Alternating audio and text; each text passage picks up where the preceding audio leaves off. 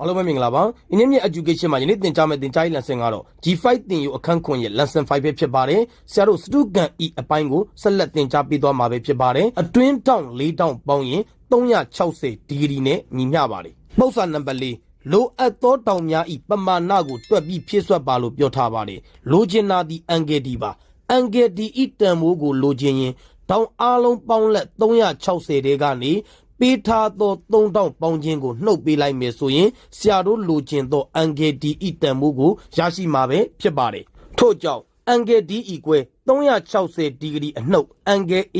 အန်ဂယ် B+ အန်ဂယ် C ပဲဖြစ်ပါတယ်။အန်ဂယ် A ဤတန်ဖိုးသည်45ဒီဂရီပါ။အန်ဂယ် B သည်90ဒီဂရီပါ။အန်ဂယ် C ကလည်း90ဒီဂရီပဲဖြစ်ပါတယ်။360ဒီဂရီအနှုတ်ပါ3000ပေါင်းလက်တန်ဖိုးဒီ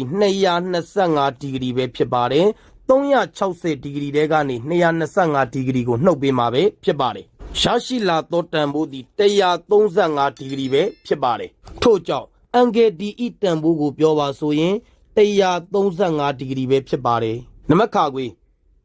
EFGH လို့ပေးထားပါတယ်လိုချင်တာဒီအန်ဂယ် EE တန်ဖိုးပါအန်ဂယ် EE တန်ဖိုးကိုလိုချင်ရင်တောင်အားလုံးပေါင်းလက်360တဲကနေ3000ပေါင်းခြင်းကိုနှုတ်ပေးမှာပဲဖြစ်ပါတယ်ထို့ကြောင့်360အနှုတ်အန်ဂယ် F သည်80ဒီဂရီပါအန်ဂယ် G သည်80ဒီဂရီပါအန်ဂယ် H သည်85ဒီဂရီပဲဖြစ်ပါတယ်